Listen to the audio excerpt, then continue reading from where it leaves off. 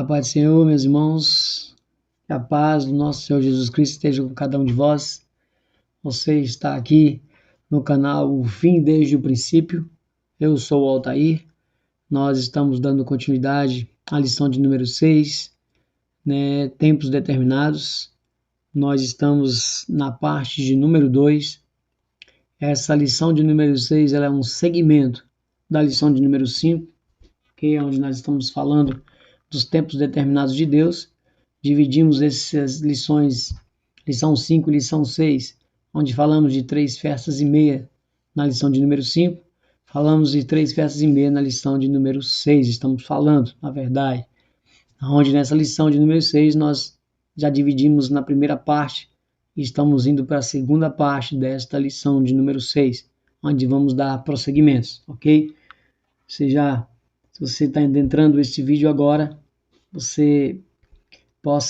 é melhor você entrar e voltar no estudo anterior para você prosseguir com a revelação, ok?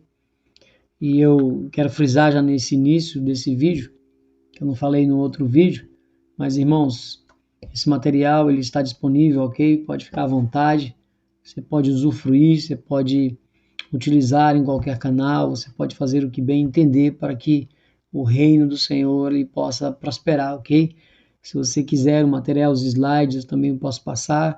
Vou deixar o meu e-mail na descrição do vídeo. Aqueles que se interessarem, pode solicitar o material que eu vou enviar com bom agrado e que Deus possa fazer prosperar o reino, ok? Então fique à vontade, está disponível todo o material, pode fazer o que bem achar para que o reino prospere. Amém? Então vamos dar continuidade. Vamos logo para a lição, para o slide.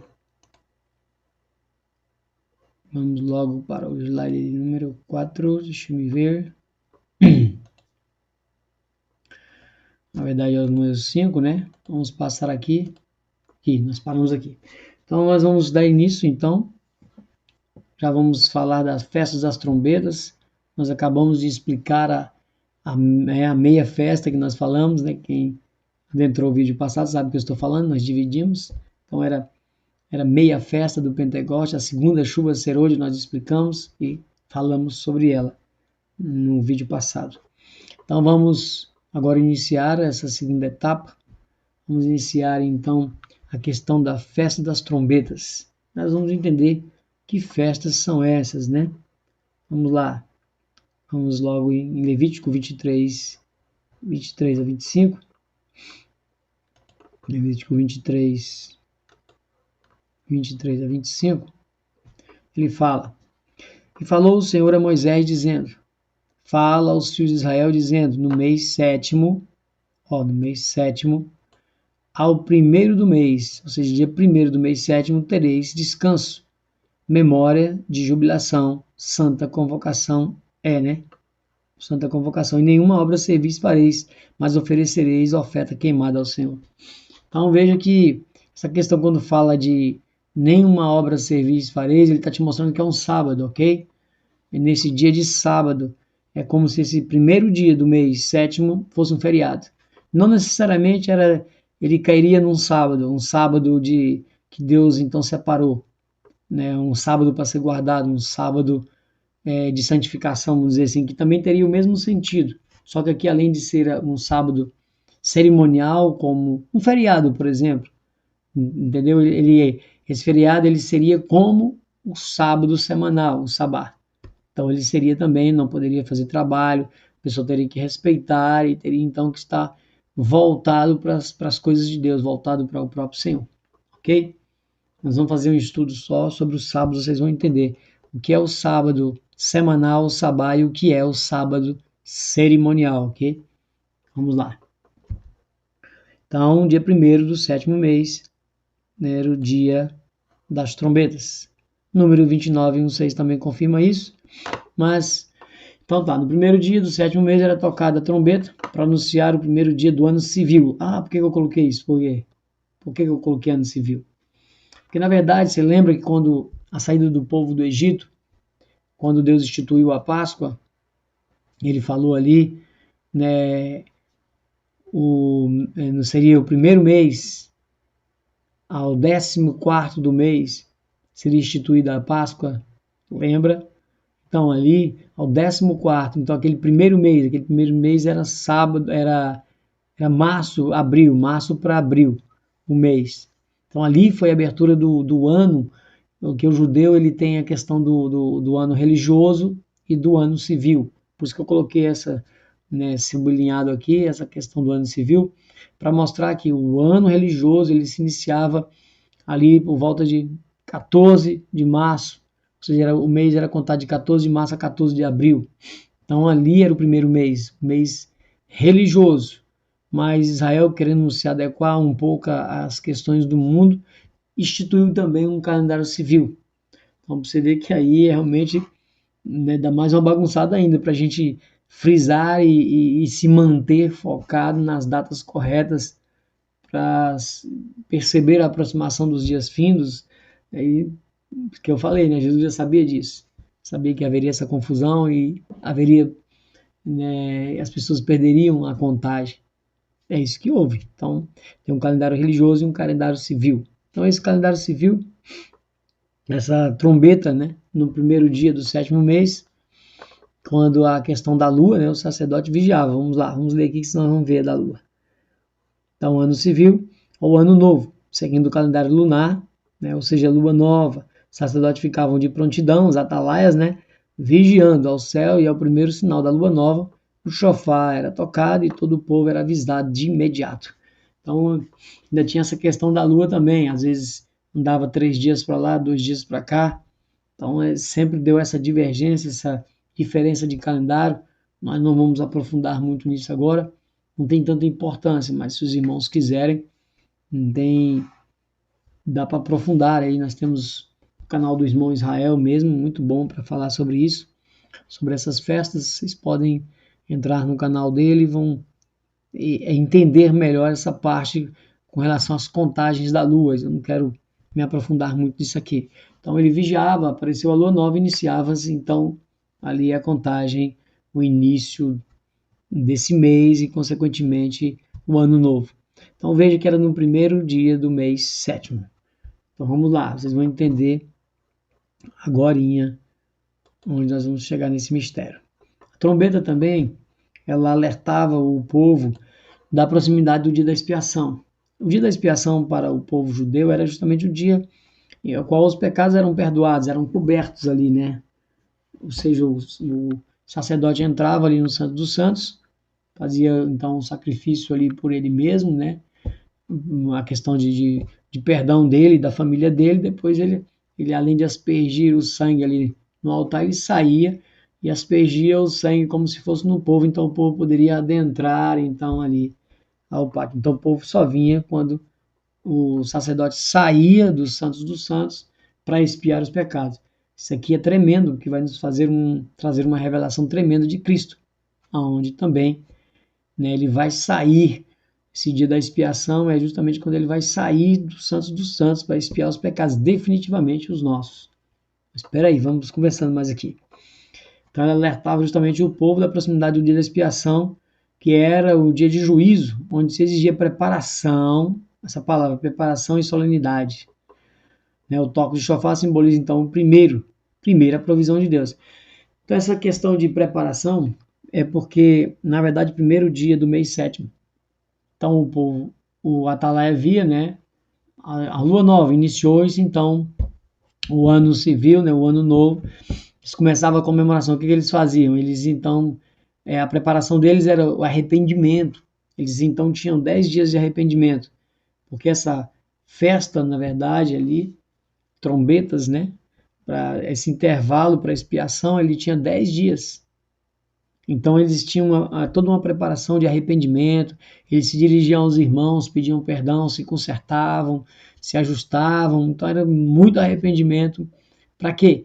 Para que eles pudessem, então, estar né, preparados para receber essa bênção maior que eles tinham, que era justamente o perdão dos pecados ali, já na antiga aliança, mostrando a cobertura do pecado, né? Claro que ali é como se cobrisse os pecados, até porque todo ano teria que fazer a mesma coisa, todo ano teria que se cumprir o ciclo. Não é diferente de Jesus, né? Ele fez uma única vez um sacrifício, onde ele morreu, o sangue foi derramado, ele ressuscitou, está à destra de Deus, entrou no Santos dos Santos, né, uma única vez, um único sacrifício perfeito. E o povo não, ele teria que se repetir todo ano. Mas todo ano eles faziam isso, a mesma coisa, para poder então entrar nessa solenidade. Ao se aproximarem, entrar no dia da expiação, eles teriam que estar preparados.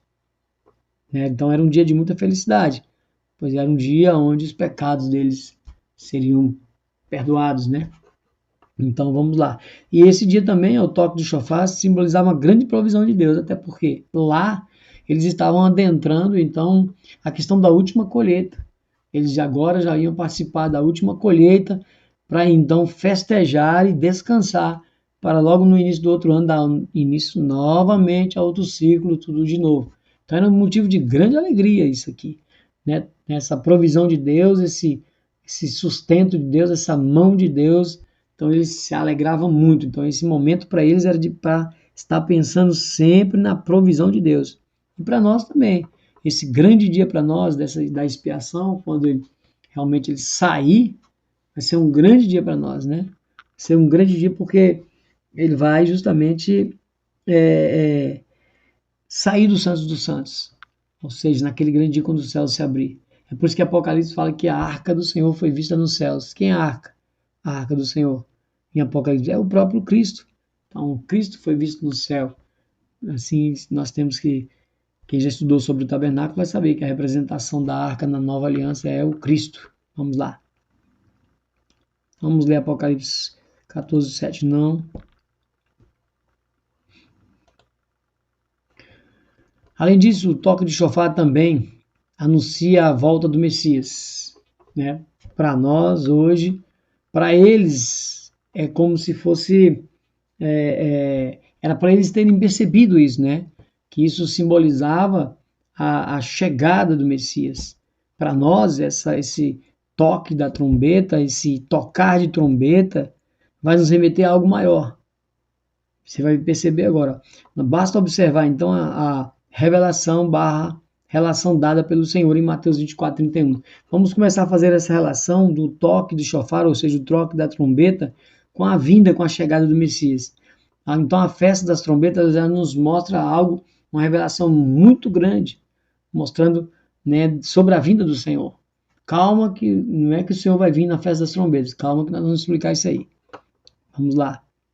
Mateus 24, 31. Então, Mateus 24, 31.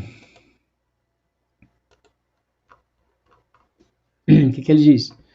E ele enviava os seus anjos com rijo clamor de trombeta. Ele enviara os seus anjos com ritmo e clamor de trombeta, os quais ajuntarão os seus escolhidos, desde os quatro ventos, de uma e de outra extremidade do céu. Lembra? Apocalipse, né, capítulo 7, de 1 a 4.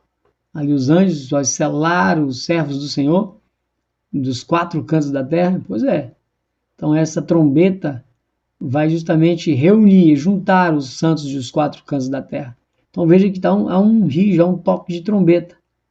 E nós vamos ver que trombeta é essa.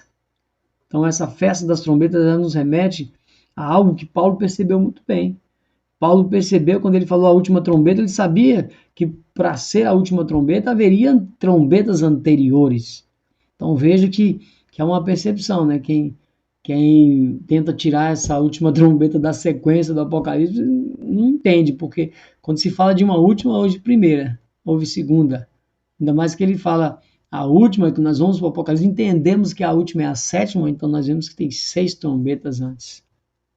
Então, ressoar da sétima, então da sexta para a sétima nós somos arrebatados. Vamos caminhar que você vai entender. Então houve um rijo, houve um toque de trombeta. E vamos lá. Esse é o próprio Jesus falando, tá? Sermão escatológico. Onde ele anuncia então que no dia da sua volta triunfal, os anjos tocarão chofares ou trombetas.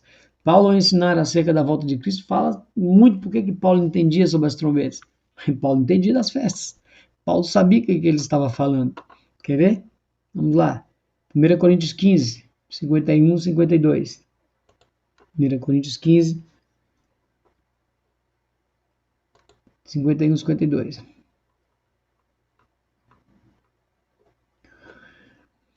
E eis que vos digo um mistério. Bom, eu gosto quando Paulo fala mistério. Mistério, ele já era mistério, não é mais mistério. Está sendo revelado para mim, está sendo revelado para você.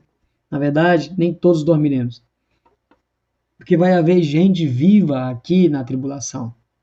Mas todos seremos transformados. No momento. Num abrir e fechar de olhos. Ante a última trombeta, ou seja, ao ressoar, quando estiver para tocar a sétima trombeta. Porque a trombeta soará e os mortos estarão incorruptíveis e nós seremos transformados. Então, no abrir e fechar de olhos. O que vai acontecer no abrir e fechar de olhos? O quê? É o arrebatamento? Não. Eis que vos digo um mistério. Que mistério? Que nem todos dormiremos, seremos transformados. Então, o mistério é que seremos transformados.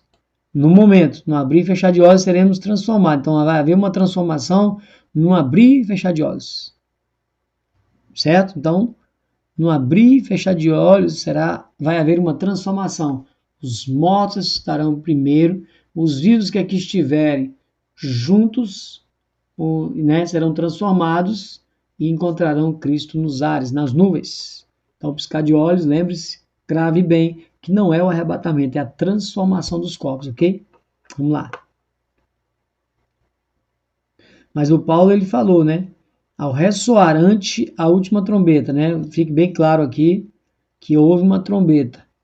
Aí nós vamos entender que última trombeta é essa. Paulo entendia, ele já sabia que era a sétima, mas ele colocou a última porque ele sabia que a sétima era a última. Mas as pessoas, para entender, têm que andar um pouco na Bíblia, passear um pouco. Não pode simplesmente pegar um versículo e criar uma doutrina. Ante a última trombeta, mas não encaixar essa trombeta em lugar nenhum. Ele está avisando que tem trombetas anteriores. Quando é isso? Que trombetas são essas? Quando é isso? Aí nós temos que juntar mais versículos para podermos entender. 1 Tessalonicenses 4. 1 Tessalonicenses 4, 14 a 17. 14 a 17 ele diz: porque se cremos que Jesus morreu e ressuscitou, assim também aos que em Jesus dormem, aos que em Jesus dormem, Deus os tornará a trazer com ele. Dizemos-vos, pois isto pela palavra do Senhor, que nós, os que ficarmos vivos, os que vão estar aqui vivos para a vinda do Senhor, não precederemos os que dormem. Então há uma sequência. Os vivos não vai sair na frente dos que dormem, de forma nenhuma, ok? Porque mesmo o Senhor descerá do céu com alarido, olha, com barulho, e com voz de arcanjo, e com trombeta de Deus. Então há um grande barulho, um alarido, um enorme estrondo, uma gritaria, um som de trombeta ensurdecedor.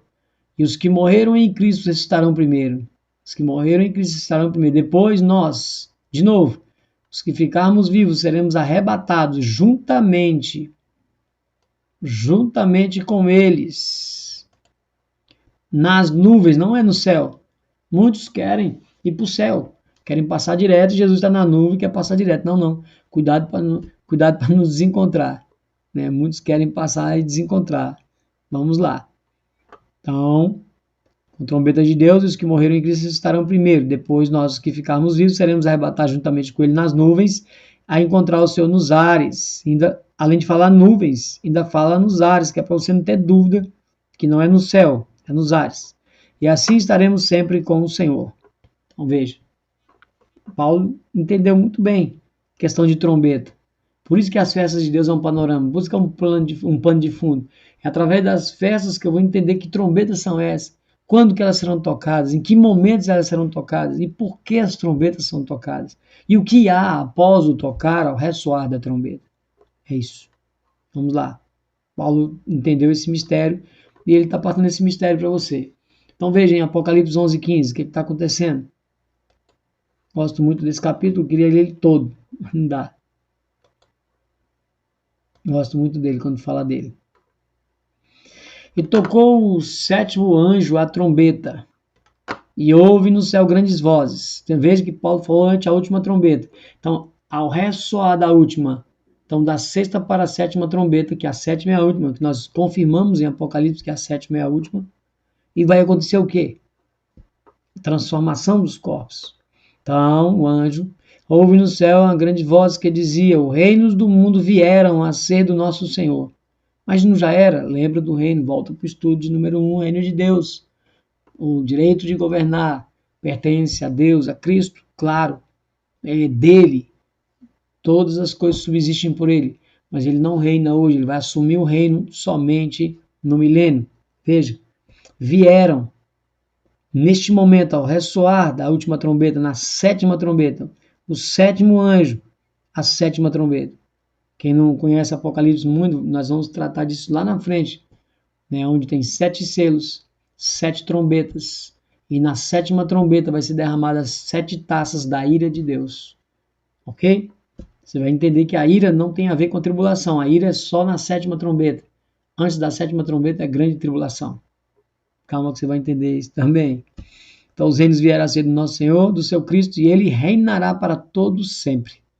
Então, nessa sétima trombeta, depois dela, vai ser estabelecido o reino, onde ele vai reinar para todos sempre. E nós, que subimos, fomos transformados, agora vamos reinar como reis e sacerdotes com ele. Ok? Se tem alguma dúvida, leia o capítulo de número 11 de Apocalipse todo. Você vai perceber o que nós estamos falando. Deus das duas testemunhas, até mesmo a questão do reino ser estabelecido por Cristo naquele grande dia. Vamos lá. Vemos que havia então uma trombeta de anunciação em todas as festas. Todas as festas tocavam trombeta. Por que eu estou falando isso? Para mostrar que Cristo não é que ele vem na festa das trombetas. Por quê? Porque se ele viesse na festa das trombetas, né, também ficaria um pouco, ficava um buraco, porque e aí a festa da expiação e o tabernáculo? Como é que é isso? Então há uma sequência.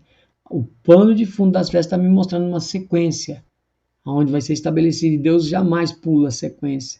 Deus jamais mente. Deus não é homem para que minta. Se ele falou que vai acontecer assim, assim, assim, numa sequência, vai ter uma sequência. Ele não é mentiroso. Basta nós entendermos essa sequência. Lembrando que o objetivo não é marcar dia, data e hora. O objetivo é estarmos vigilantes o tempo todo. Até porque ele pode vir para você hoje mesmo, se você morrer. Por isso temos que estar preparados e vigilantes para qualquer momento, se nós perdemos a vida. Mesmo entendendo que nós somos pós-tribulacionistas. Mesmo entendendo que Cristo vai vir depois da tribulação. Mas eu tenho que estar vigilante. Porque se eu morrer hoje, ele já veio para mim hoje. Eu tenho que estar. Como eu estarei no dia da minha morte? É isso que é a vigilância. Vamos lá. Então vemos que havia uma grande trombeta de anunciação em todas as festas e as que determinava pontos proféticos, claro, as especiais. Jesus não vem na festa das trombetas, como algumas pessoas pensam. Não. Por que eu coloquei jubileus aqui? Você vai ver que ele vai vir no último jubileu. Aí você vai entender quando a gente entrar nos jubileus. Está faltando um jubileu na face da terra. Tá faltando, e esse jubileu que está faltando, em outra história, em outra maquete, em uma extensão da profecia, é a semana de Daniel que está faltando. Quando nós chegarmos nos jubileus e nas 70 semanas, você vai entender o que eu estou falando agora. Eu coloquei ali para você já linkar. Linka. Esse é o momento da grande trombeta de Deus passar sobre a terra. Vamos lá, você vai entender.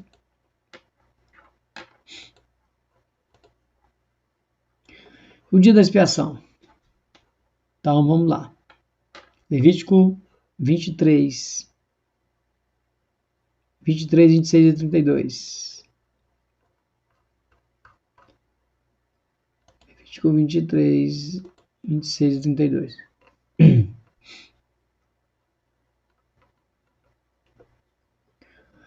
E falou mais o Senhor a Moisés, dizendo: mas aos 10 deste mês sétimo, lembra? Primeiro dia, toca a trombeta, 10 dias de arrependimento, caminhando pela terra, pedindo perdão, se consertando, para quê? Para entrar nesse 10º dia.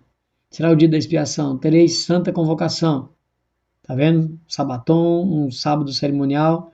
E afligireis a vossa alma, tá vendo? Afligireis a vossa alma e oferecereis a oferta queimada ao Senhor. E naquele mesmo dia nenhuma obra fareis, porque é dia da expiação e para fazer expiação por vós perante o Senhor vosso Deus. Porque toda alma que naquele dia, aquele mesmo dia, se não afligir, será extirpada do seu povo. Você já viu uma sequência do ciclo. O povo teria que participar de toda a festa chegar aí. Então haveria todo esse processo para chegar nesse grande dia. E aquele que não participasse desse processo seria extirpado, seria tirado do meio do povo. Nos mostrando para nós que todo o ciclo da nossa vida, que nós temos que participar, para nós hoje da nova aliança, em santidade, através de Cristo, se nós não nos mantermos disso, naquele grande dia, a gente será extirpado do meio do povo. Naquela grande colheita, nós seremos separados. Não seremos colhidos como trigo de Deus, para ir para o largar de Deus. Veja que é uma história, né, na carne, uma maquete que aponta para algo espiritual muito maior. Mas vamos lá. Também, toda alma que naquele mesmo dia fizer alguma obra, aquela alma, vamos lá de novo. Toda alma que naquele mesmo dia fizer alguma obra, aquela alma será, eu a destruirei do meio do povo. E nenhuma obra farei. Ele está tratando a questão do cerimonial, né, do sábado cerimonial. Quem trabalhar também ele vai destruir.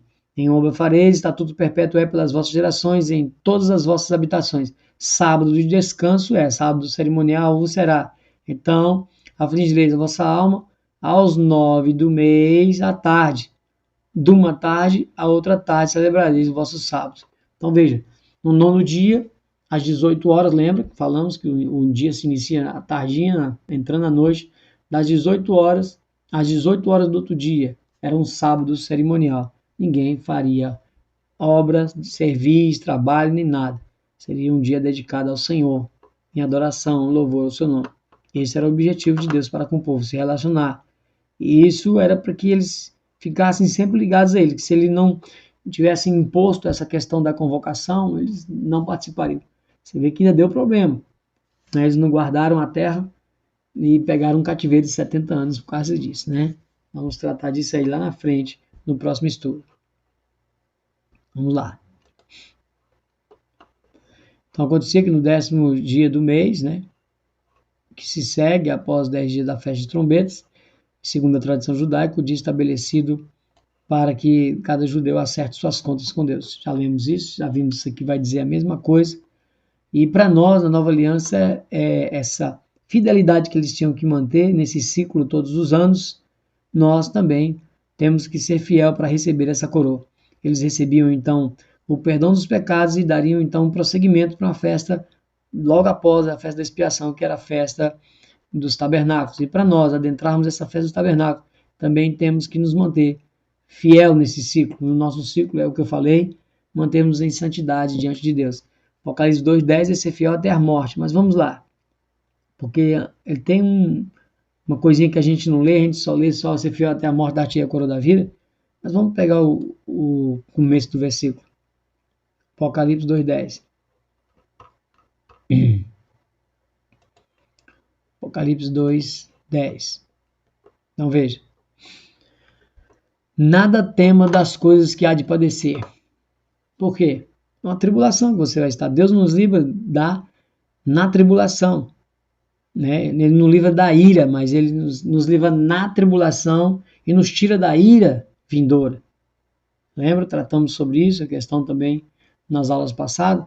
Então o que acontece? Nada temo das coisas que há de padecer. Não, não. Por quê? Porque se eu estou em Deus, eu tenho que ter paz. Porque se eu morrer em Cristo é lucro. Paulo fala isso. Eis que o diabo lançará alguns de vós na prisão. No meio da tribulação vai se levantar a besta. O chifre pequeno de Daniel vai perseguir os santos e vai matar. Aqueles que ele assim alcançar vai matar. Então ele está falando. Alguns prisão, uma prisão física ou prisão morte mesmo. Para que sejais tentados, vão te ameaçar, te torturar. E tereis uma tribulação de 10 dias. Esses 10 dias, ele nos remete àquele intervalozinho, aquele tempo de perseguição. Mas ser fiel até a morte dá a coroa da vida. Ou seja, ele vai dar a coroa da vida para aquele que é fiel até a morte. Isso nos remete para o dia de hoje. Como é que é ser fiel até a morte? Hoje é você servir a Cristo, né, tirando todo o empecilho, toda a barreira do mundo que é sobre nós, sendo fiel, sendo santo, para receber essa coroa da vida. Que coroa é essa? A coroa de reis e sacerdote, a herança do reino. Por isso nós temos que ser fiel. Então esse é um meio pela qual nós temos que nos manter esse tempo de preparo. Para eles, para entrar a expiação, era dos 10 dias praticamente. Eles vinham em obediência, mas eles acabavam que pecavam e caíam, levantavam, mas essa festa era especial para eles. Esses 10 dias eles tinham que se santificar, se separar mesmo das coisas para poder entrar nessa festa.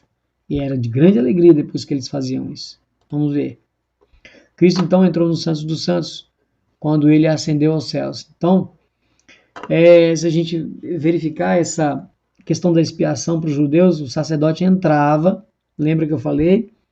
No Santos dos Santos, para expiar o pecado por ele, para a família, aspergia sangue no altar e voltava a aspergir no povo, para o povo adentrar, para o povo ser aceito, para entrar, para que os pecados fossem perdoados. Assim é a mesma coisa. Cristo, quando ele morreu por nós, sacrifício, ele adentrou os Santos dos Santos, que é o quê? A destra de Deus, onde ele ascendeu aos céus. O Salmo 110 ele fala muito bem sobre essa entrada de Cristo aos céus. As pessoas não conseguem perceber o salmo escatológico, né? Mas vamos lá, essa aqui é a entrada de Cristo nos céus. O Senhor assenta-se. Quer ver? Presta atenção, que lindo. Lindo, lindo, lindo. Olha só. Salmo de Davi, né? Justamente, diz o Senhor a meu Senhor. Quem é? Se Deus a Jesus. Claro que não são deuses separados, ok? Né? Nós acreditamos e cremos na Trindade. Então, disse o Senhor a meu Senhor, assenta-te à minha mão direita, até que ponha os teus inimigos por escabelos dos teus pés. O Senhor enviará o cetro da tua fortaleza desde Sião, dizendo, domina no meio dos teus inimigos. O teu povo se apresentará voluntariamente no dia do teu poder com santos ornamentos. O quê? Noiva enfeitada, os santos, a virgem vai estar enfeitada, ornamentada. Os santos, a virgem, como vindo do próprio seio da alva, será o orvalho da sua mocidade. Jurou o Senhor e não se arrependerá. Tu és um sacerdote eterno, segundo a ordem de Melquisedeque. Cristo, claro, eu só ia olhar em Hebreus. O Senhor, à tua direita, ferirá os reis no dia da tua ira. Julgará entre as nações, enchê-las de cadáver e ferirá as cabeças de grandes terras. Como? No dia do Senhor, no dia de juízo.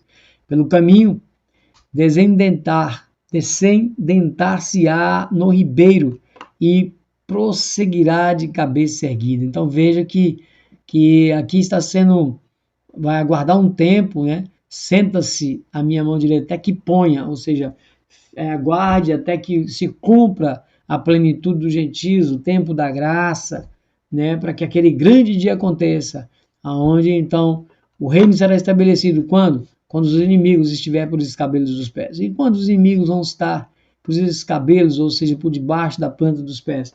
Quando nós estivermos descendo, nós recebemos o galardão nas nuvens, estivermos descendo, né? Vai vir um grande terremoto ali embaixo, vai vir uma saraiva de pedras ali, e nós vamos descer. É como se nós ali estivéssemos pisando a cabeça da serpente, como se estivéssemos pisando. Que Cristo vai matar ali aqueles que estão embaixo reunidos contra o povo de Deus com a espada que sai da sua boca. Mas vamos lá. Vamos lá. Atos 7:56. Atos 7:56. O que ele diz? Ele diz, eis que vejo os céus abertos e o Filho do Homem que está em pé à mão direita de Deus.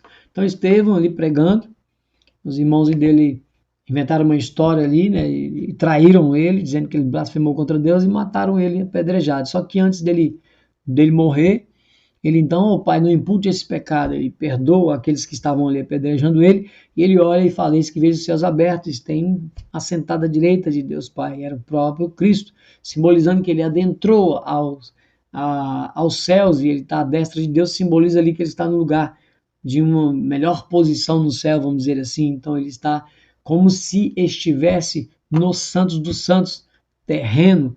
O sacerdote está no Santos dos Santos. A arca ali representava Deus. Cristo está nos céus, à destra de Deus, como se ele estivesse no Santos dos Santos. Por quê? Porque ele vai aguardar para quando abrir os céus, ele sair desse tabernáculo celestial e então expiar os pecados definitivamente. Calma aí, vamos lá. Vamos caminhando. E você vê isso em um sumo sacerdote. Aí nós vamos ver que Cristo adentrou os céus e ele está nesse Santo dos Santos. Por quê? Porque ele é o nosso sumo sacerdote. E qual é o papel dele, né? Vamos lá. Hebreus 5. Hebreus 5. Vamos lá. Porque todo sumo sacerdote tomado dentre os homens é constituído a favor dos homens. Está falando do terreno. Nas coisas concernentes a Deus, para que ofereça dons de sacrifício pelos pecados. E possa compadecer-se eternamente dos ignorantes e errados. Pois também ele mesmo está rodeado de fraqueza. Por isso que ele, né, fazia expiação por ele primeiro e a família. Por isso. Senão ele morria. E por esta causa deve ele tanto pelo povo como também por si mesmo fazer oferta pelos pecados. Com certeza. Senão ele entrava lá e não saía. E ninguém toma para si essa honra, senão o que é chamado por Deus como Arão.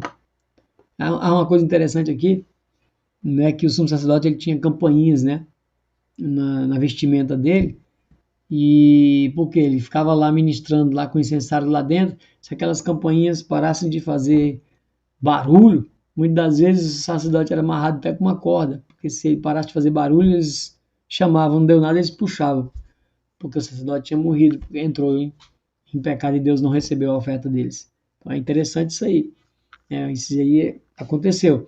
Então, ele tinha que ter mau cuidado, né? Realmente fazer as coisas tudo certo, buscando estar na presença de Deus, porque senão eles eram assim, dessa forma. Na presença de Deus eles eram consumidos. Mas vamos lá. E ninguém toma para si esta honra, senão o que é chamado por Deus como Arão. Ou seja, está falando sobre a questão do sacerdotal na descendência de Arão.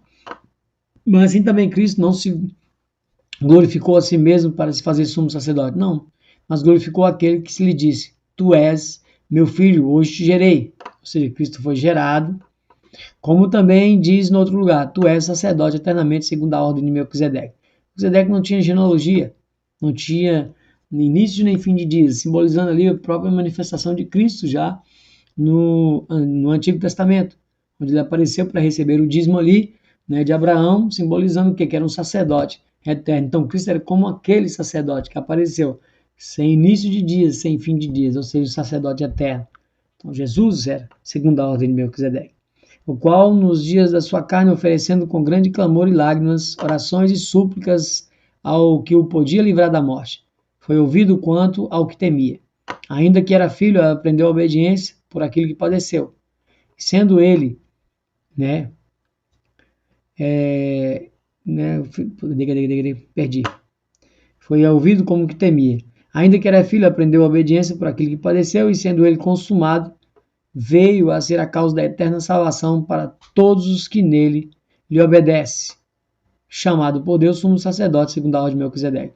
Esse versículo eu acho interessante, sendo consumado, morto, cumpriu ali o que ele veio fazer, foi sacrificado por nós, ele veio ser a causa através dele. Ele veio trazer então a eterna salvação para todos. Só que tem uma condição de novo. Lembra da condição? Todos os que lhe obedecem. Quem obedece está predestinado em Cristo. Quem obedece está salvo em Cristo. Ok? Então, através dele, nós obtemos a salvação, obtemos a herança. Vamos lá.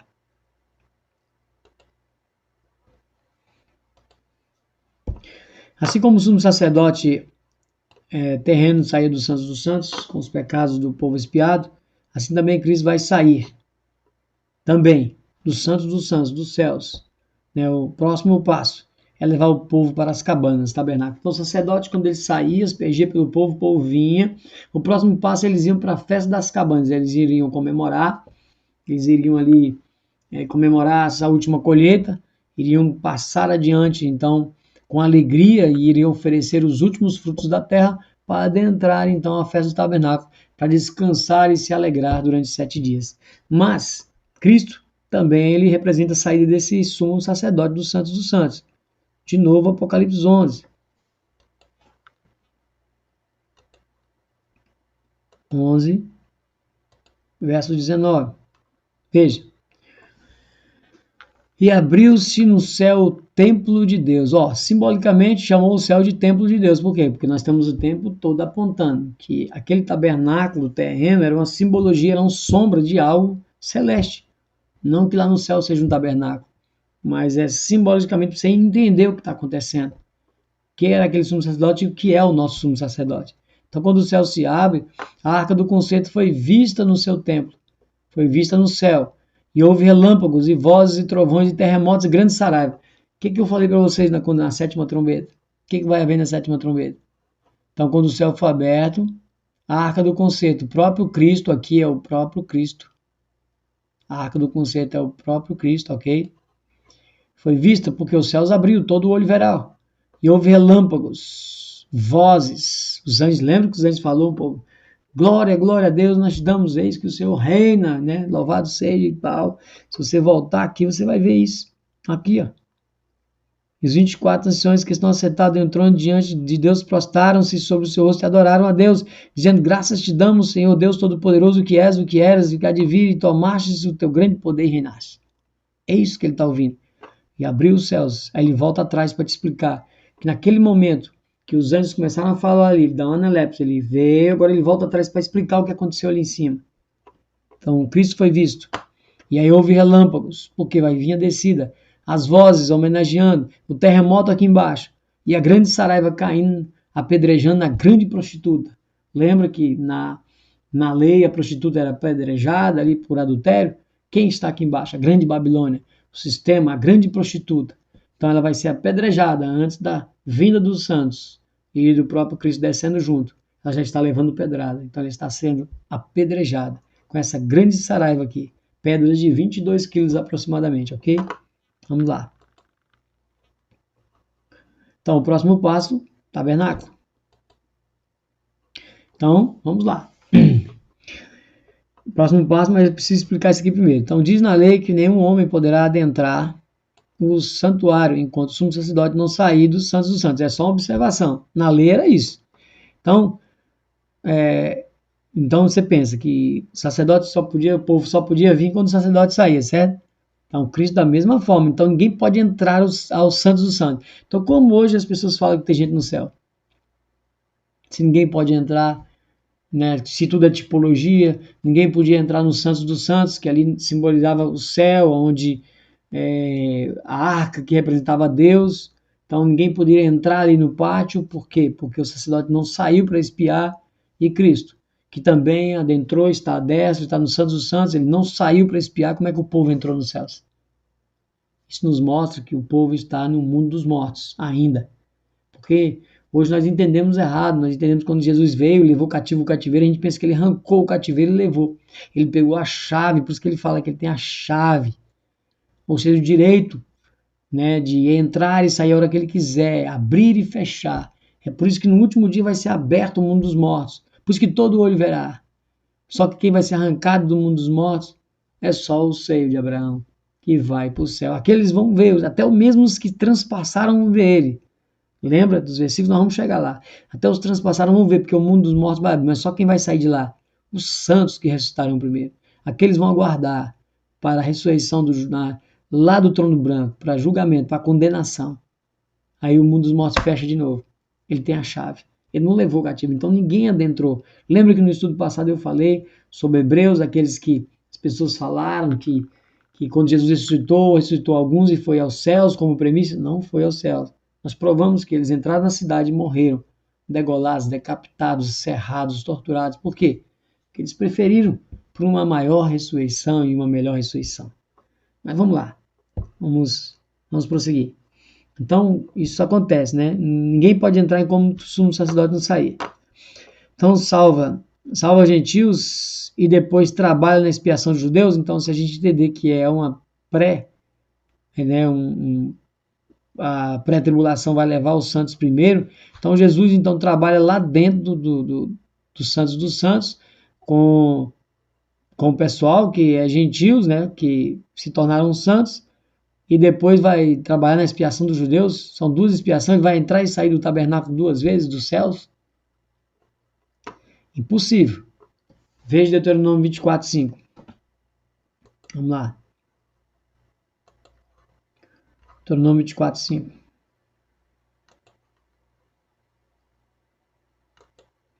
Deuteronômio 24, 5 ele diz: quando algum homem tomar uma mulher nova, não sairá à guerra, nem se lhe imporá carga alguma.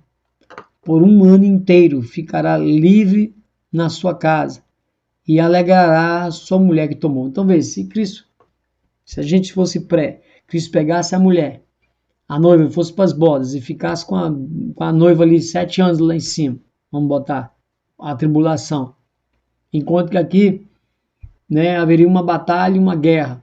Aí ele vai, sai das bodas, né, vem com a tua noiva aqui, faz guerra aqui, prende, mata o pessoal que está aqui embaixo, né, faz guerra, prende o falso profeta, o anticristo, joga no lago de fogo, né, o falso profeta e o anticristo, amarra Satanás. Para depois, como é que é isso? Né, para depois pegar e arrebatar os judeus, ou salvar os judeus que aqui ficaram? Como é isso? Muito difícil. Agora, se você entende que foi levado aos céus, na última trombeta, ao ressoar da última trombeta, foi assunto aos céus, aonde chegou ali, recebeu o galardão, desceu, estabeleceu o reino, e fica 1 ano, né, ou seja, 1 milênio, 1000 anos com a noiva. Então veja, 1000 anos com a noiva. Então o Cristo prendeu Satanás por 1000 anos. 1000 anos para Deus é como um dia é como 1000 anos. E 1 ano. Então ficou como se o soldado, né? Ou seja, ele ficou 1 ano sem sair para a guerra. Olha, veja só, quando um homem tomar uma mulher, quando Cristo tomou a noiva, uma nova ou noiva, não sairá à guerra. Então Cristo vem, recebe a noiva, prende todo mundo e ele não sai mais à guerra. Nem lhe imporá carga alguma por 1 ano inteiro, ou seja, 1000 anos. Ele ficará livre na sua casa e alegrará a sua mulher que tomou. Então Cristo tem 1000 anos com a noiva. Por que aí depois de 1000 anos? Por que Satanás é solto depois de 1000 anos? Porque aí, então, ele vai corromper as nações, então vai ter uma batalha. Mas aí Cristo já ficou 1 ano com a noiva, ou seja, 1 milênio com a noiva. Então ele já pode guerrear. É onde ele vai, então, prender, jogar Satanás definitivamente no lago de fogo. Então, veja só, não tem como ele ir com a noiva antes, depois voltar de novo. Não tem como você levar uma parte do corpo e ficar com a outra parte do corpo sofrendo aqui, para depois, então, bodas, ceia, como é que é isso? Tudo separado? Se a palavra de Deus diz que quando um membro padece, o outro também padece. Assim como um se alegra, o outro se alegra, um chora e o outro chora. Como pode a metade do corpo estar banqueteando e a outra metade aqui embaixo sofrendo, para depois se juntar? Como pode isso? Não tem condição. Então, isso aí é assunto para a gente tratar mais à frente, quando nós vamos tratar realmente da questão da tribulação de Apocalipse, nós vamos fechar isso aí, tá? Vamos lá. Então veja, quando o homem casa, haveria alegria e não encargo. Por isso Satanás é preso por 1000 anos. Se alguém tem dúvida, está aqui em Apocalipse 2:7, ele é preso por 1000 anos, enquanto o anticristo e o falso profeta é lançado vivos no lago de fogo. Ok? Vamos ler, eu não vou ler esse, todo mundo já sabe que Satanás é preso por 1000 anos, ok? Será que alguém tem alguma dúvida aí? Será que alguém tem alguma dúvida que Satanás é preso por 1000 anos? Vamos ler Apocalipse 20. Eu não aguento sem ler. Apocalipse 20, 2-7. E ele prendeu o dragão, a antiga serpente, que é o diabo, e Satanás amarrou por 1000 anos. Ele lançou-o no abismo e ali encerrou, pôs um selo sobre ele para que não mais engane as nações, até que 1000 anos se acabem. Depois importa que seja solto por um pouco de tempo. Ok? Só até aí tá bom, dá para saber já. Segunda de Pedro 3:8.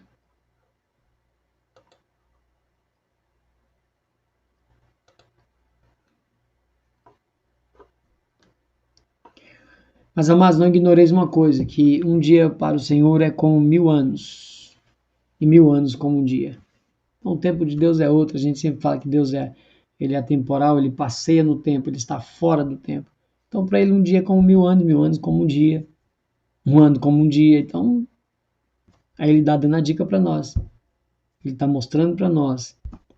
Ele está deixando as deixas, os recados para nós. Por isso nós entendemos que ele está em paz com a noiva durante 1000 anos, ou seja, enquanto Satanás está preso. Para dar descanso para o noivo e a sua noiva que estará nas bodas, ou seja, festa dos tabernáculos, milênio as bodas. Então o milênio, quando reinaremos com Cristo, é justamente as bodas do Cordeiro. Festa dos tabernáculos, então. Essa festa das cabanas só aconteceria depois da colheita, ou seja, a última colheita. Então o povo tinha que oferecer os produtos da terra dessa última colheita, assim como oferecia as primícias lá embaixo, né, no início, lembra? Né, você começava Páscoa, asmos, aí primícias, você então no 8º dia oferecia o molho de trigo como a primícia da colheita, que também oferecia o fruto da última colheita, para adentrar felizes e alegres pela provisão de Deus, pelo cuidado de Deus. Então o povo tinha que oferecer o produto da terra. Essa festa representa a justiça eterna, onde o povo tem a alegria de ter os seus pecados expiados, acabaram de sair da expiação e agora vão celebrar.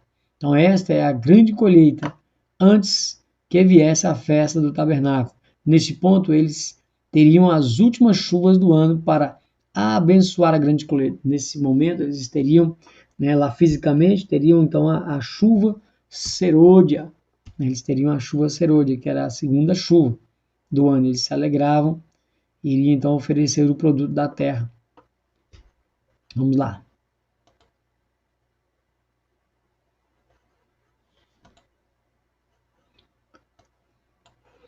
Deus dá ênfase no trigo, nessa colheita, Deus dá ênfase no trigo e na uva. Veja a separação para se guardar no celeiro. Vamos lá. Vamos ler aqui Deuteronômio 16, 12, 15, para a gente fazer esse link aqui, senão vai ficar aberto. Deuteronômio 16, 12, 15.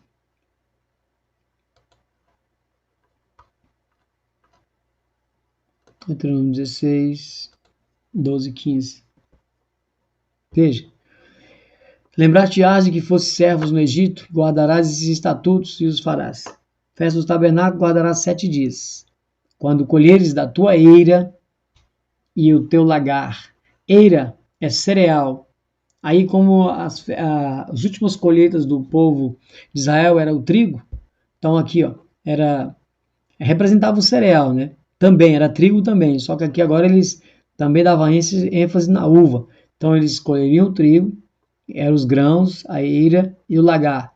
E na tua festa te alegrarás, tu, teu filho e tua filha, teu servo e tua serva, e o levita, todo mundo. E até o estrangeiro, aqui apontando para o estrangeiro que entrou na aliança. Você lembra que no passado, na lei, o estrangeiro entrava como? Ele tinha que circuncidar. O comprado, o que nasceu, ele teria que circuncidar para fazer parte, porque a circuncisão física, que era o acesso ao reino, ao povo judeu, né? Para nós hoje, nós como estrangeiros que somos adotados como filhos, passamos a ter direito à herança, hoje a circuncisão é feita no coração, né? A circuncisão no coração, através de Cristo Jesus. Então, o órfão, a viúva, que estão das tuas portas para dentro.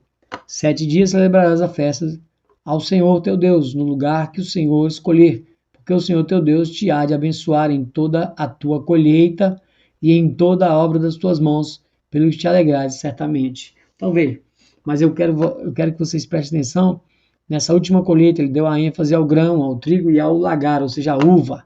Por que será? Vamos lá. Por quê? Lembra-se que o nosso objetivo é que essas festas vão apontar para uma grande colheita, lembra? Pano de fundo no início que nós falamos? Então vamos lá. Então ele dá ênfase. Então vamos lá. Deus dá ênfase no trigo, lembra? Na uva. Veja a separação para se guardar no celeiro. Apocalipse 14, 14, 20. Apocalipse 14, 14, 20. E olhei, e eis uma nuvem branca, e assentado sobre a nuvem, semelhante ao filho do homem, que tinha sobre a cabeça uma coroa de ouro, e na mão uma foice aguda, que eu já falei lá no início, essa foice aguda, foi a primeira coisa que eu iniciei essa lição. Eu falei dessa foice aguda. E outro anjo saiu do templo, clamando com grande voz ao que estava assentado sobre a nuvem.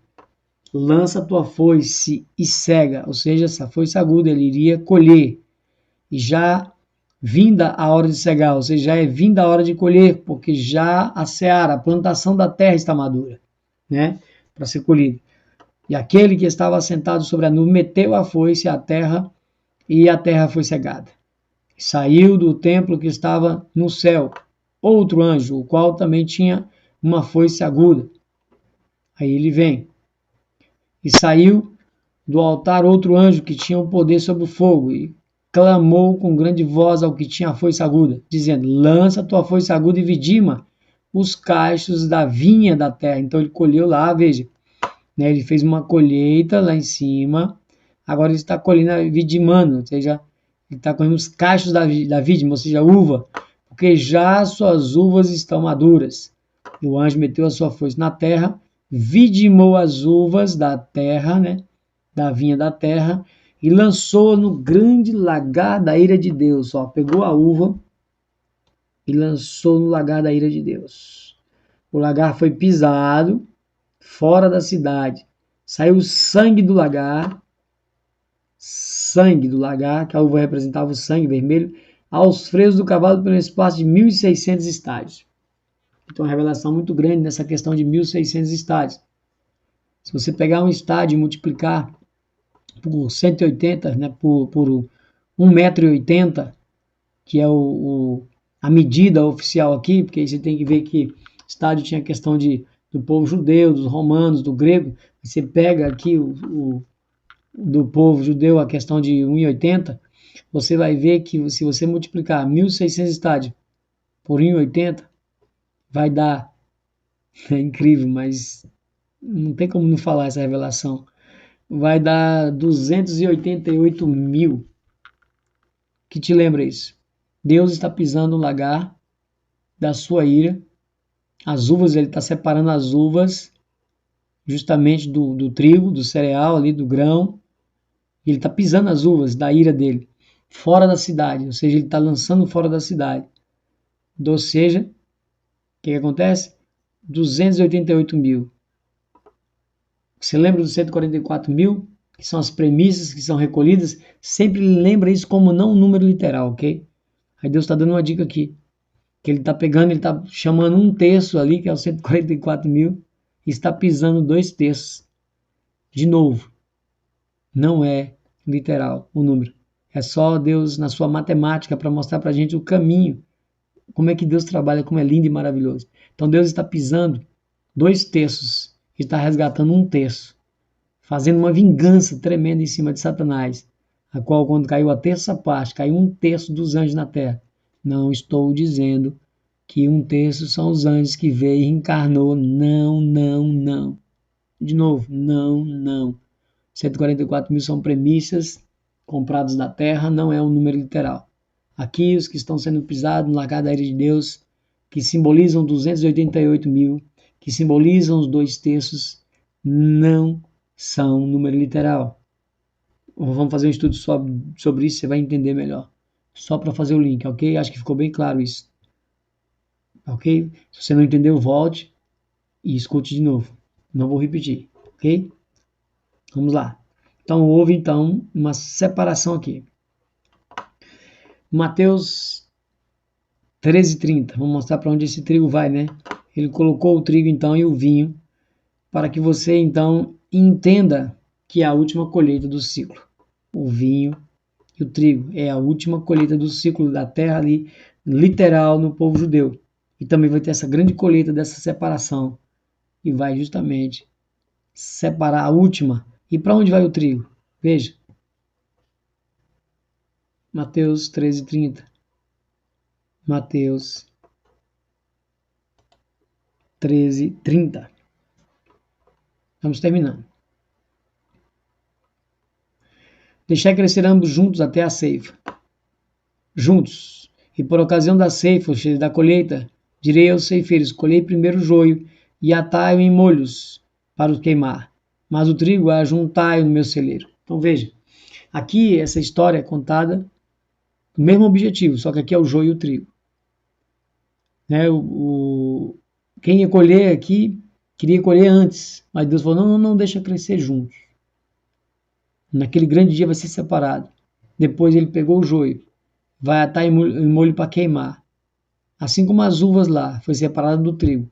As uvas foram pegas e jogadas no lagar para serem pisadas.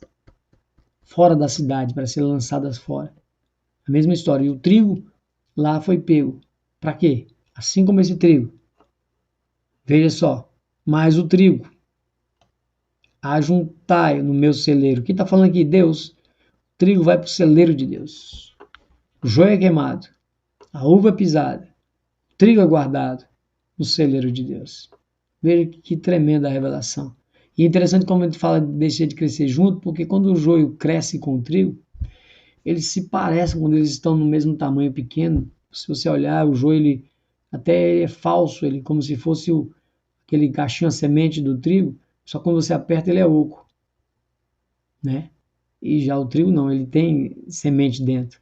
Então ele se parece, só que quando chega um determinado momento ele sobressai mais do que o joio e aí dá para se diferenciar muito bem, que é justamente na época da colheita. É assim que vai ser o povo de Deus naquele grande dia da separação. Quem é santo, santifique-se mais.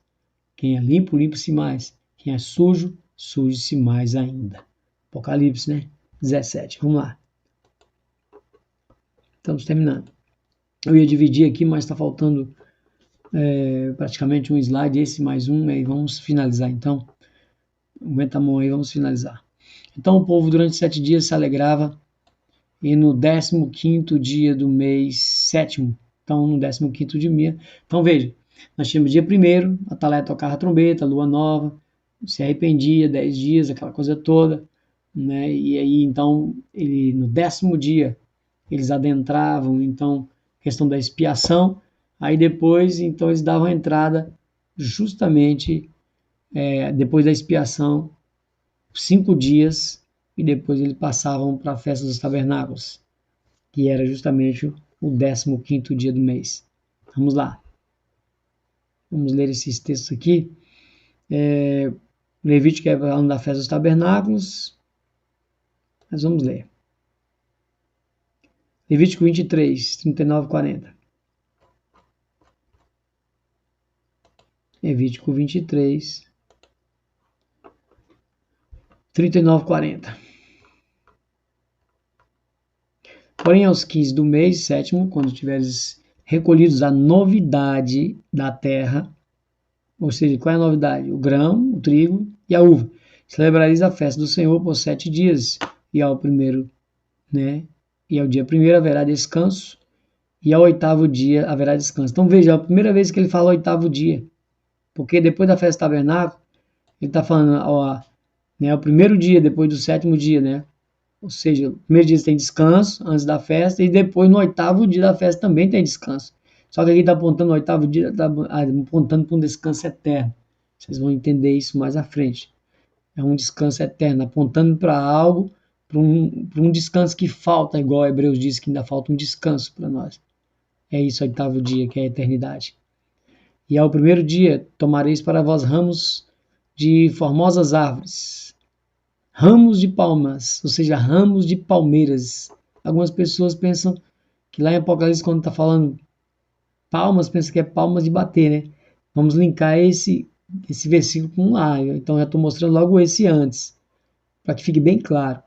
Então eles iam pegar ramos de árvores, ramos de palmeiras, ramos de árvores espessas e salgueiros de ribeiras, e vos alegrareis perante o Senhor vosso Deus por 7 dias. Ou seja, eles iriam fazer cabanas, barracas com essas folhas de palmeiras, com essas árvores, e iam morar 7 dias, festejar, brincar, pular, se alegrar. Ali, confirmando mais uma vez a provisão de Deus nessa segunda colheita, nessa chuva serôdia que foi derramada com bênçãos diante do povo, né? Vamos lá. Apocalipse 7, 9. Vamos lá. Vamos linkar. 7, 9. Depois dessas coisas olhei e eis aqui uma multidão, o qual ninguém podia contar, de todas as nações e tribos e povos e línguas que estavam diante do trono e perante o Cordeiro, trajando vestes brancas e com palmas nas suas mãos. O que isso aqui nos remete? Vestes brancas. Por quê? Acabou de sair da expiação, né, o povo aqui, fisicamente. Lá o povo também saiu da expiação quando Cristo abriu os céus. O que aconteceu? Os santos estavam com as suas vestes brancas de linho fino, lembra que vai descer? Com as vestes brancas de linho fino, vestes de salvação. E aqui ele não linka mostrando que eles estão com palma na mão, por quê? Para mostrar que esses aqui estão caminhando, saindo de uma expiação que tinha acabado de ser feito para uma festa chamada tabernáculo. Fisicamente, tabernáculo lá. Mas esse tabernáculo é justamente a passagem para esse descanso, para esse milênio, o 7º milênio, para essa festa do tabernáculo, que é 1000 anos com o Senhor. Então, isso aqui está fazendo esse link. Esses santos vestidos com as roupas brancas estão passando da expiação para o descanso, que ainda resta. Amém? Vamos lá. Então, não é palmas, batendo palma, é palmeiras. Acabamos de ler o versículo anterior, né? Se você tem dúvida, volte. Acabamos de ler em Levítico. Vamos lá. O próprio 7, 13 e 15. Vamos lá. E um dos anciões que falou dizendo assim: quem são esses vestidos de vestes brancas? Quem são e de onde vieram? Acabamos de ler ali em cima. Quem são eles? E eu disse: Senhor, tu sabes. E ele disse: esses são os que vieram da grande tribulação. Realmente é literal da grande tribulação, que aqui, como eles estão, quando nós cremos que vamos ser arrebatados no final da grande tribulação, esses passaram na grande tribulação. Veja, preste atenção. Tu sabes, esses são os que vieram da grande tribulação, lavaram as suas vestes e as branquearam no sangue do Cordeiro. Vamos lá, no sangue do Cordeiro. Por isso estão diante do trono de Deus e servem de dia e de noite no seu templo. E aquele que está sentado sobre o trono os cobrirá com a sua sombra. Nunca mais terão fome, nunca mais terão sede, nem o sol, né? Nem sol, nem calma alguma cairá sobre eles. Porque o Cordeiro que está no meio do trono os apacentará e servirá de guia para as fontes de águas vivas, e Deus limpará os seus olhos de toda a lágrima. Né? Vamos lá. Então, vamos acabando. Veja, você então tinha 6 pontos de trabalho, mas no 7º o povo tinha o tempo de descanso, tabernáculo. Agora, estão comemorando e usufruindo destes frutos, dessa segunda colheita, né? Tudo isso se faria até o 6º ano e receberiam a chuva abundante para uma grande colheita, para que o povo se alimentasse no 7º ano. E isso aponta para o ano dos jubileus, né? Ano 49, tempo profético, quando passava uma grande trombeta na terra anunciando o dia da expiação. Então veja, aqui essa festa dos tabernáculos nos remete a uma revelação maior ainda, porque além de todo ano eles fazerem esse ciclo, onde a questão desse 7º mês, no dia 15 desse mês, eles estarem adentrando essa festa do tabernáculo, essa festa de cabanas, essa festa de descanso, saindo de todo um ciclo de trabalho durante o ano, entendendo toda a provisão e o cuidado de Deus, e agora eles estão usufruindo desse descanso com alegria, né? Eles agora, isso está apontando para algo maior, que saíram dessa colheita e houve uma provisão onde Deus prometeria que haveria de dobrar a provisão, de derramar chuvas dobradas. Isso vai nos remeter para o ano sabá, justamente para um 7º ano, onde nós vamos fazer uma contagem agora do próximo ciclo, quando formos falar do jubileu, onde nós temos, depois de 6 anos, nós temos o 7º ano, mas no 6º ano será derramada então sobre a terra a chuva, porção dobrada, a colheita era dobrada para sustentar então o restante daquele 6º ano, sustentaria o 7º ano e até o início do 8º ano. Então você vê a provisão de Deus mostrando algo maior, uma revelação maior para nós. Então nós vamos falar sobre isso quando adentrarmos os jubileus, onde vai ser passada uma grande trombeta pela terra, onde essa festa dos tabernáculos, aponta para o jubileu, né? Que o jubileu aponta para a última semana de Daniel. Mas esse grande jubileu nós vamos mostrar no ciclo que ele está faltando. Esse grande jubileu está faltando na Terra, nós vamos mostrar ele. É tremendo aquele estudo dos jubileus também, vocês vão entender, vocês vão ficar maravilhados. Não percam esse estudo porque ele é tremendo e é continuação desse aqui. Então vai passar uma grande trombeta pela terra. Veja que trombeta é essa. Isaías 27, 12. Isaías 27, 12.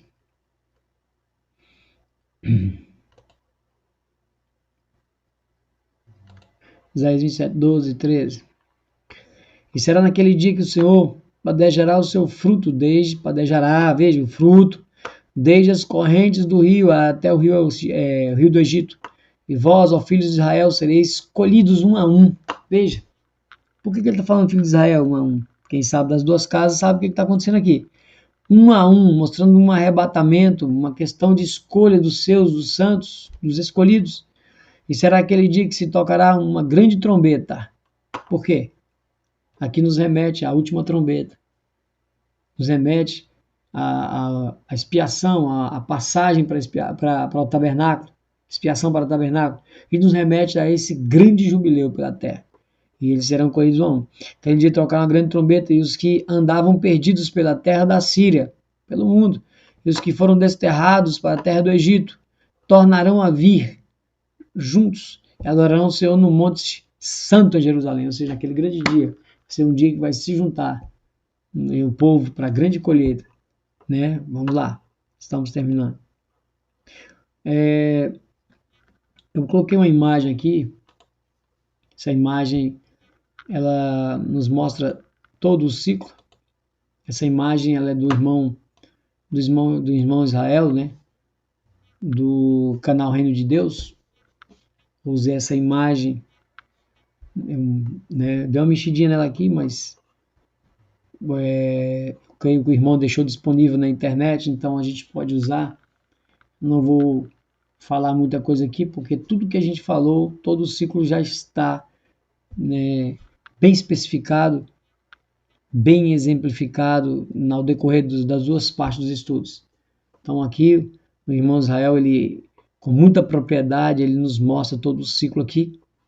Eu vou passar aqui bem superficial mesmo, porque tudo aquilo que a gente precisou de falar já está lá dentro da lição. Aqui nós temos o cordeiro, que foi morto ao dia 14, à tardinha. No dia seguinte, eram os ázimos, ou seja, se contava 7 dias, né? Voltou aqui, né? Calma aí, vamos. Aí. Cliquei, ele voltou. Então vamos lá. O cordeiro, ele foi morto no dia 14, à tarde, certo? No dia 15, então passaria a contar 7 dias, então da Páscoa, representando Cristo, sangue ali que deu vida lá nos umbrais das portas, lá deu vida ao povo, né? Livrando do anjo da morte, onde o anjo passou por cima. Cristo, o nosso cordeiro, ele morreu por nós, através do seu sangue ele também nos deu vida. Então vamos lá. Então nós temos 7 dias, pães ázimos, nós nos tornamos ázimos da sinceridade, sem pecado, certo? Sem pecado. Pães sem fermento. Aí adentramos, depois do 7º dia, o primeiro dia. Aqui apresentaria então, nesse primeiro dia, as premissas da colheita. O trigo era apresentado aqui nesse primeiro dia. Ou seja, ele era movido perante o sacerdote. Então, aqui as premissas aqui representavam então Cristo sendo apresentado como premissas diante do Pai. Paulo fala muito bem disso, que ele é premissas dos que dormem. Não vamos tratamos disso na lição já. Só para ficar na memória de vocês, todo o ciclo que o povo tinha que cumprir todo ano. Então, 7 semanas, 49, né, dias, eram as premissas. E aqui, depois do 49º dia, no primeiro dia, daria início então ao Pentecostes. E aqui nos remete a uma coisa muito interessante, onde o trigo ele era moído, se tornava farinha, se tornava massa, e se fazia 2 pães. E aqui era apresentado 2 pães diante do sacerdote. Esses pães eram untados com azeite, simbolizando o revestimento de poder, revestimento do Espírito Santo, simbolizando então a descida do Espírito Santo em Atos 2. Revestimento de poder, vimos ali, questão de Joel, as primeiras chuvas sendo derramadas, né, sendo derramada a primeira chuva, que foi a chuva temporã, e aonde então vai ser derramado não somente a chuva serôdia lá no final, mas vai ser derramadas duas chuvas no mesmo mês, ou seja, a temporã e a serôdia. Então prossegue, e nós vemos que essa primícia, esses pães que são apresentados dessa primícia, que é o trigo, e são untados, eles são as primícias, os 144 mil que são apresentados em Apocalipse, capítulo de número 7, de 1 a 4, e Apocalipse 14 também, de 1 a 4. Então nós dividimos as duas festas em metade, que os dois pães representam os dois ungidos, as duas testemunhas, as duas casas. Quem acompanha os estudos, Deus de comer sabe o que nós estamos falando. Trombetas, adentramos a festa das trombetas, depois nos tornamos reis sacerdotes, progredimos, adentramos a expiação. Lembra dos 10 dias de arrependimento? Né? Nós estamos nesse intervalo, onde esse intervalo é a plenitude dos gentios, para que adentramos ao dia da expiação, onde nossos pecados serão expiados definitivamente, quando o nosso sumo sacerdote eterno, Jesus Cristo, sair dos santos. No terreno, o sacerdote saía, nós explicamos bem, para aspergir, e o povo então vinha até ele somente quando ele saía. Ficou bem claro isso. Adentramos então a festa dos tabernáculos, justamente depois daquela grande colheita, onde havia a separação, ali, da questão do grão, do trigo e do lagar da ira de Deus, onde a uva vai ser pisada, e aonde então o trigo será guardado no celeiro de Deus. Havia aquela grande separação de Mateus 25, vinde, ó benditos meus pais, né? Ou seja, as ovelhas, os carneiros para a direita e o bode para a esquerda. Então havia uma grande separação, uma grande colheita de Deus, simboliza todo este ciclo das festas. Mas essa revelação maior está aqui, onde nós vamos estudar, onde ele começou aqui, 7 dias na semana. Ele nos aponta, ele aumenta a maquete para cá, para 7 anos, onde no 6º ano vai haver porção dobrada, chuva dobrada, alimento dobrado para sustentar o final do 6º ano, o 7º ano, e até entrar para o 8º, para dar início a uma nova jornada. Então ele aumentou, se você ver, ele aumentou o ciclo aqui, ele aumentou a maquete, mas ele aumenta mais um pouquinho para cá. Agora, em vez de 7 anos, são 7 vezes 7 anos. Ó, nos trazendo essa maquete aqui, ó. Essa maquete agora foi aumentada aqui também. Em vez de ser 7 semanas, agora é 7 semanas de anos. Então, 7 vezes 7, 49, no 50º ano. Aqui, como o 50º dia era o Pentecoste, também aqui é maior. A maquete é maior. Que no 50º dia é o jubileu. No 50º dia vai haver trombeta de Deus passando pela terra, onde vai haver, então, também a separação.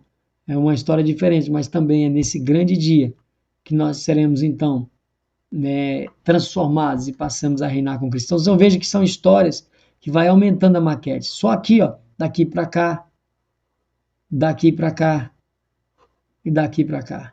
As maquetes se aumentaram. Então, meu irmão, que você possa ter usufruído e aproveitado desse estudo, que você possa ver, reler, realmente voltar atrás, mesmo se tiver alguma dúvida, volta nos estudos, ok? Vou deixar o e-mail aí, qualquer dúvida, né? Você possa querer tirar, você pode mandar e-mail, nós vamos responder tranquilamente, ok? Então eu peço que fique na paz, não esqueça de compartilhar o vídeo com os amigos, né, com aqueles que assim se interessar e quiser usufruir do material, como eu falei no início do vídeo, fica à vontade, pode usar. Se quiser os slides, entre em contato comigo no e-mail, que eu vou ter o maior prazer de passar adiante os slides para que o estudo da obra, né, esse ensinamento da palavra e da obra do Senhor possa progredir, para que mais e mais pessoas possam fazer parte desse reino. Amém, meu irmão? Fica na paz, que Deus abençoe, em nome de Jesus. Amém? Glória a Deus.